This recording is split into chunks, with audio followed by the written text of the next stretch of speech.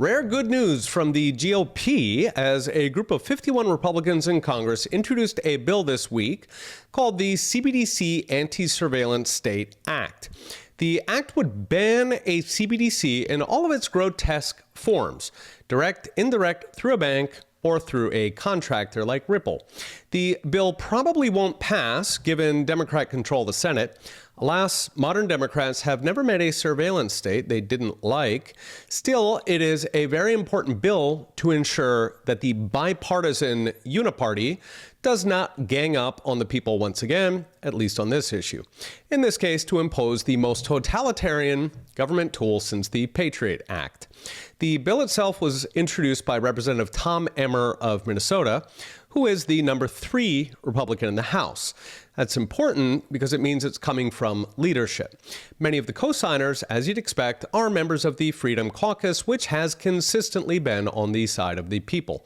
I mentioned this issue in a video a couple months ago, but there was a very real risk that Republicans in Congress would get tricked into supporting what amounts to a contractor-built CBDC, one that goes through banks or some contractor like Ripple, using those lobbying dollars to impose a China-style surveillance control police state on the American people. Heritage has actually been instrumental in helping members of Congress to understand the risk and to appreciate their constituents' passionate opposition before they do something stupid.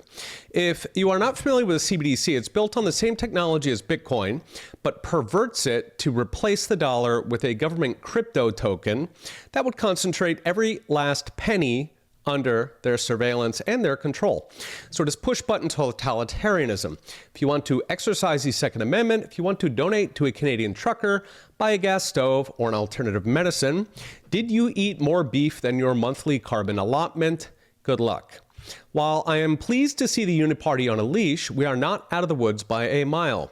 Because despite near universal public opposition to CBDCs, they regularly poll about 80 to 90% opposition around the world, and yet central banks are building them at breakneck speed, including the Federal Reserve, with 130 countries currently exploring CBDCs and several already running them, starting with China and continuing with Nigeria, where they've led to ongoing nationwide riots. The people hate them, but the state loves them because surveillance and control are their mother's milk. It is how they control the voters who they allegedly serve. In the U.S., the Fed has been doing the dirty work with its CBDC pilots, and they need a leash.